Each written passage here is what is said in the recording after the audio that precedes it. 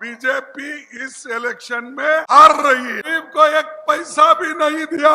ऐसे सरकार को आप फिर से लाना चाहते हो। 10 साल में आपने कुछ नहीं बनाया, अब क्या बनाने वाले हो? 1 करोड़ नौकरियां खाली है, 30 लाख सेंट्रल गवर्नमेंट में खाली है, क्यों नहीं भर रहे मोदी जी? हम रिजर्वेशन बचाने के लिए लड़ेंगे, आदिवासी के रिजर्वेशन के लिए लड़ेंगे, दलितों के रिजर्वेशन के लिए लड़ेंगे, पिछड़ों के रिजर्वेशन के लिए लड़ेंगे। तुम्हारे जैसा ऊपर से नहीं टपका मैं। देश की जनता आपको जो नौकरी दी थी, वो नौकरी 4 तारीख को छीन लेंगे और उस पे गठबंधन की सरकार आकर बैठेगी।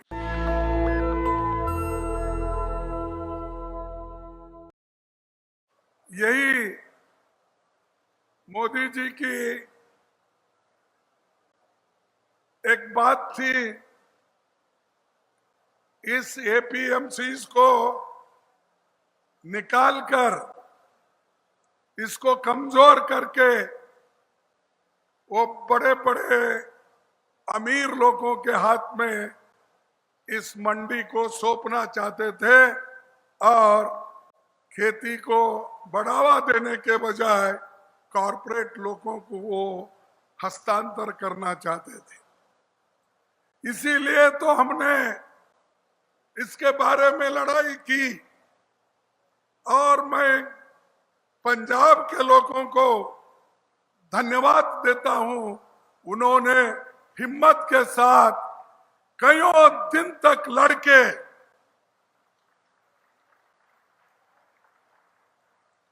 सालों से लड़के उन्होंने सरकार के खिलाफ आवाज उठाई और इस आवाज उठाने के बाद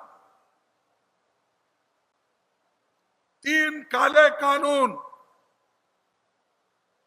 जो बनाए हुए थे उसको मोदी ने वापस लेना पड़ा। हिंदुस्तान में एक होकर हम मजबूती के साथ लड़ रहे हैं और बीजेपी इस इलेक्शन में हार रही है।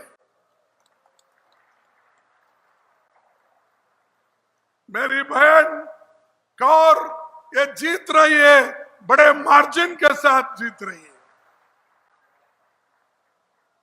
आप कहेंगे ये क्यों? ये इसलिए कि जनता मोदी के खिलाफ आज लड़ रही है, जनता बीजेपी के खिलाफ आज लड़ रही है और जनता के साथ हम हैं।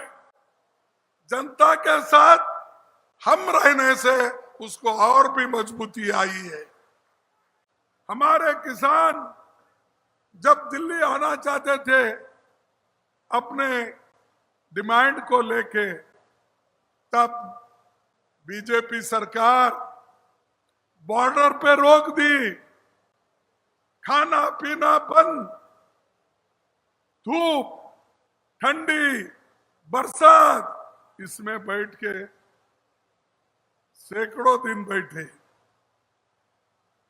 उन्होंने दिल्ली में अंदर नहीं आना, इसीलिए सड़क पे कीले बिछा दिए, कांटे बिछा दिए, पत्थर डाल दिए। सब डालने के बावजूद भी डटे के डटे रहे हमारे किसान। 750 लोग मर गए, लेकिन मोदी जी एक दिन भी बात करने के लिए किसानों के साथ आए नहीं। एक मिनिस्टर किसानों के ऊपर जीप चढ़ाया, एक मिनिस्टर का बेटा जीप चढ़ाया और 4 लोगों की मौत हो गई। फिर भी मोदी साहब बात करने के लिए तैयार नहीं थे और उस जिस व्यक्ति ने कुचल के मार दिया उसके बाप को फिर से टिकट दिया गया बीजेपी का। ऐसे लोग आज देश में हैं और वो देशभक्ति का बात करते हैं कि ये करते हैं कि हम अच्छी सरकार चला सकते हैं। मैं पूछना चाहता हूं, किसानों को आपने क्या दिया? देश के लिए अन्न देने वाला, खाना देने वाला ये पंजाब हरियाणा के लोग सारे हिंदुस्तान को खाना खिलाते हैं। और उनको क्या किए? उनको मदद करने के बाद उनके ट्रैक्टर पे आपने 12% टैक्स लिया, जीएसटी टैक्स। फर्टिलाइजर पर 5% टैक्स लगाया और पेस्टिसाइड पर 18% आपने टैक्स लगाया, जीएसटी। अरे किसानों को मदद करने के बजाय आप 18%, 5%, 12% टैक्स लगाते हो, क्योंकि किसान का फायदा नहीं होना, किसान से भी आप पैसे खींचे। अमीरों को दे रहे हैं 16 लाख करोड़ रुपए। अमीरों का कर्जा मोदी ने माफ कर दिया और गरीब को एक पैसा भी नहीं दिया, एक पैसा भी माफ नहीं किया उनका कर्जा। ऐसे सरकार को आप फिर से लाना चाहते हो? लाना चाहते हो? नहीं, बोलिए नहीं। तो ये बहुत कोशिश कर रहे हैं, इधर से उधर, उधर से इधर, कुछ होने वाला नहीं है। और कांग्रेस के पीछे लोग मजबूती के साथ आज खड़े हुए हैं। लेकिन मेरे को पूछते कभी कभी, मोदी साहब 55 साल में कांग्रेस ने क्या किया? पहले तो बोलते थे 70 साल, याद है आप लोगों को? 70 साल में कांग्रेस ने क्या किया? अब इधर इधर बोल रहे 55 साल में क्या किया। अरे 55 साल में बड़े बड़े बांध बंधे, पब्लिक सेक्टर हो गए, रोड्स हो गए, पोर्ट्स हो गए, एयरपोर्ट्स हो गए। तुम क्या करे हो? आज जो खाना खा रहे, बागड़ा नानल का, हीरा कुंड का, नागार्जुन का, ये सब बांध किसने किया? कांग्रेस ने किया। क्या मोदी ने किया? अब बोलिए, किसने किया? फिर इन्होंने आके क्या किया? इन्होंने आके सिर्फ झगड़ा लगाने का सोचा। कभी चिकन, कभी मटन, कभी मांस, कभी मंगलसूत्र, कभी गाय और भैंस, इसकी बात करते हैं। अरे भाई, देश को अगर बनाना है सब मिलके बना सकते हैं, तुम अकेले नहीं बना सकते। 10 साल में आपने कुछ नहीं बनाया, अब क्या बनाने वाले हो? कि उन्होंने 2014 में हुकूमत में आने से पहले ये कहा था कि मैं अगर इस देश का प्रधानमंत्री बनूंगा तो काला धन स्विस बैंक से लाके आपको 15-15 लाख दूंगा। बोला या नहीं? नहीं बोला? आए पैसे? नहीं आए। तो मोदी जी ने झूठ बोला, झूठ बोला, सही बोला? झूठ बोला। फिर उन्होंने बोला नौजवानों को, भाई और बहनों, मेरे नौजवान साथियों, तुमको 2-2 करोड़ नौकरियां हर साल दूंगा। किसने बोला? मोदी ने बोला। दिया? हमारे नौजवान भटक रहे। मोदी जी आने के बाद वो रिक्रूटमेंट बंद कर दिए और उन्होंने शुरू किया ये अपना, क्या कहते हैं उसको, हाँ, अग्निवीर। अग्निवीर का स्कीम। अरे भाई, 4 साल में वो क्या करेगा? उसको पेंशन मिलेगी? उसके घर सुख और शांति से रहेंगे। तो जब अग्निवीर आप लाकर नौजवानों के उनका करियर आप खत्म कर रहे हो, हमारी सरकार आएगी, अग्निवीर स्कीम को खत्म कर देंगे और हम मिलिट्री की भर्ती फिर से शुरू करेंगे ताकि हमारे नौजवान पेट भर खाए, माँ बाप को पाले, पत्नी और बच्चों को भी पाले। क्योंकि सरकारी नौकरी भी आज नहीं मिल रही। 30 लाख वैकेंसीज इस देश में है और सारे स्टेट में मिलाकर 1 करोड़ नौकरियां खाली है। 30 लाख सेंट्रल गवर्नमेंट में खाली है। क्यों नहीं भर रहे मोदी जी? कि जो बात वो बोलते हैं वो करते कभी नहीं, और जैसा देश वैसा बेस बोले जैसा हर जगह फिरते रहते हैं, भाषण देते रहते। अरे भाई, कम से कम काम तो करो, काम करके बताओ। उसके बजाय रोज उठ के कांग्रेस को गालियां दे। मैं टीवी में देखता, कभी कभी टीवी देते तो मैं समझा कोई न्यूज आ रहा है, न्यूज के जगह मोदी की फोटो चाहती। और आज हालत यह हो गई,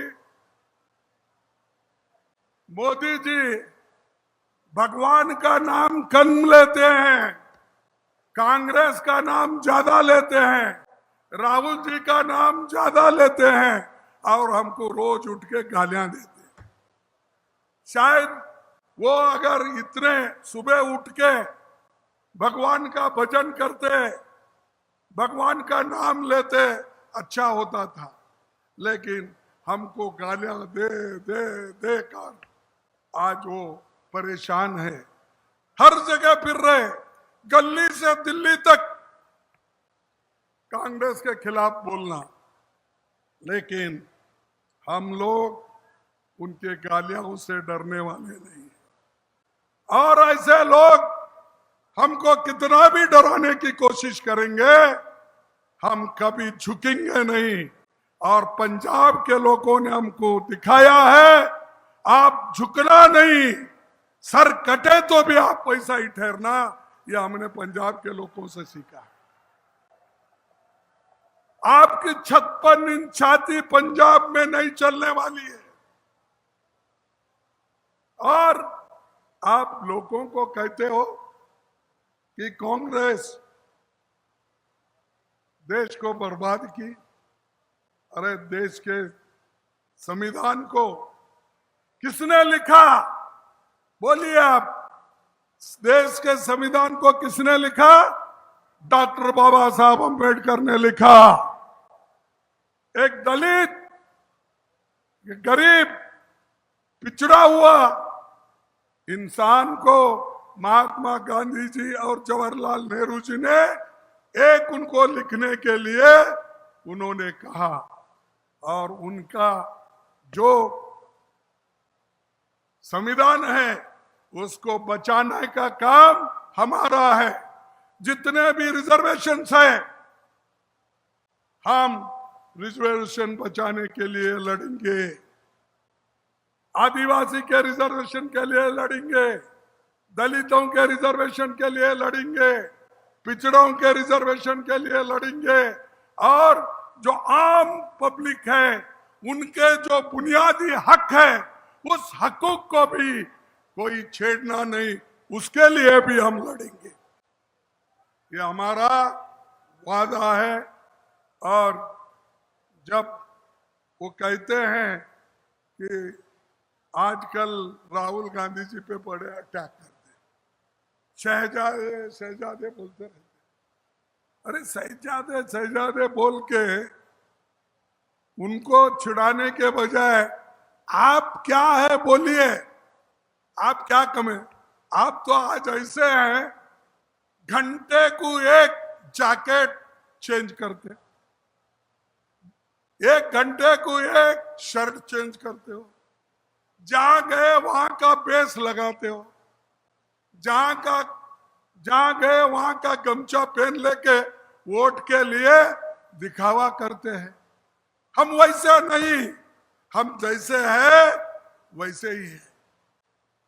इस देश में जो गरीब पैदा हुआ है, देश के हालात को और मजदूरी करके ये देश को बनाया है। आप क्या करें? कुछ नहीं। व्यापारी मैं हूं, कभी बोलते, कभी व्यापारी बोलते, कभी क्या बोलते, चाय वाला हूं बोलते हैं, चाय वाला बोलते हैं, कभी कुछ बोलते हैं। मैं उसमें नहीं जाना चाहता, क्योंकि मेरा बाप भी, मेरे पिता भी एक टेक्सटाइल मिल के मजदूर थे। इसीलिए मैं बोलता हूं, कौन क्या काम करता है मुझे वास्ता नहीं, लेकिन कितने बार बोलते हैं भैया। और गरीबों को कभी कभी ऐसा बात करते, वो लुभाने के लिए।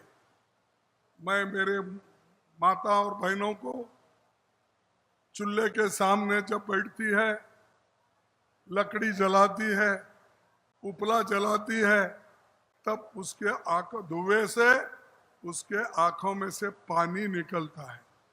इसीलिए मैं सिलेंडर मुफ्त कर दिया। मैं पूछता हूं, कहाँ है भाई आपका सिलेंडर? अगर हम आएंगे, अब तो 1000 रुपए हो गया, हम आएंगे, सिलेंडर की कीमत भी हम घटा के देंगे, हमारे महिलाओं को हम मदद करेंगे। और ये जो आज हमको हर जगह शाह और मोदी जी बोलते हैं, मुझे एक बात उन्होंने बोली, क्या बोले कि खरगे साहब, इस इलेक्शन के बाद आपकी नौकरी चले जाएगी। आप पढ़े होंगे कोई, Kharge will lose his job after 4th जून बोल के बोले। अरे भाई, मेरा जॉब चले जाएगा। मैं जॉब के लिए, नौकरी के लिए कांग्रेस में नहीं आया। मैं बचपन से पॉलिटिक्स में हूं, इसलिए हूं कि लड़ने के लिए गरीबों के साथ हूं। मैं कम से कम 60 साल से पॉलिटिक्स में हूं। 53 साल से मैं चुन के आ रहा हूं।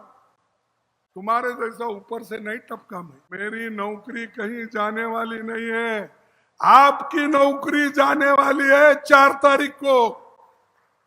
मोदी साहब, शाह साहब, होशियार रहिए। इस देश की जनता आपको जो नौकरी दी थी, वो नौकरी 4 तारीख को छीन लेंगे और उस पर गठबंधन की सरकार आकर बैठेगी। तब उन्होंने कहा, ये कांग्रेस वाले घर घर जाके तुम्हारा घर का एक्सरे कर रहे हैं, तुम्हारे घर में सोना कितना है, चांदी कितना है, जमीन कितना है, और यहां तक बोले तुम्हारे मंगलसूत्र अगर है वो निकाल के दूसरों को देंगे। तुम्हारे पास 2 भैंस है तो 1 भैंस निकाल के दूसरों को देंगे। ये प्राइम मिनिस्टर बोल रहे हैं। ये क्या मुझे समझ, भैंस का, मंगलसूत्र का, मोदी हमेशा बोलते हैं ऐसे चीजें। और मैं समझता हूं ऐसी बातें उसी वक्त आती है जब आदमी दम तोड़ता है और बोलने के लिए कुछ नहीं रहता, उस वक्त ऐसी बातें करते रहता है। और आज वो वही बातें कर रहे हैं। आखिरी दिन है उनके, करने दो, कितना बात करते हैं। हम कभी हिम्मत हारते भी नहीं, मुकाबला करते रहेंगे। ऐसे 100 लोग आए तो भी हम उसका मुकाबला करके जीतेंगे।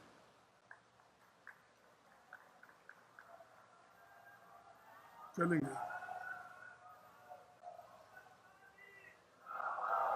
और लोगों को वो कहते हैं कि भड़काने की बात मत करो, हिंदू मुसलमान की बात मत करो, देश में ये भड़काकर लोगों को मत उठाओ।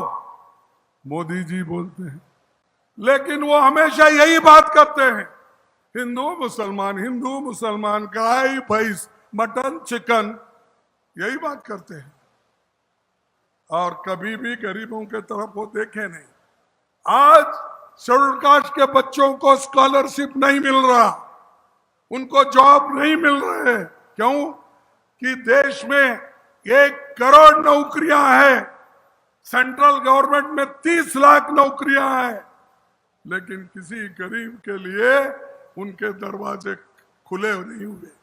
यही बीजेपी वाले जाकर कोर्ट को जाकर वो स्टे लेके आए। इलेक्शन है, वो नहीं कर सकते, लेकिन मोदी जी और शाह जी मिलके आज प्रमोशंस दे रहे। आईएएस ऑफिसर्स को नहीं देना रूल है, लेकिन आप इलेक्शन के कोड ऑफ कंडक्ट को वायलेट करके आप लोग प्रमोशन दे रहे, ट्रांसफर्स कर रहे। ये कौन सी नीति है? नेशनल दस्तक की आपसे गुजारिश है कि अगर इसको बचाना चाहते हैं तो नेशनल दस्तक को सब्सक्राइब करने के लिए रेड कलर के सब्सक्राइब बटन को दबाएं, फिर बेल आइकन की घंटी दबाएं। नेशनल दस्तक को बचाने के लिए बहुत जरूरी है कि हर खबर को शेयर करें, लाइक करें, कमेंट जरूर करें।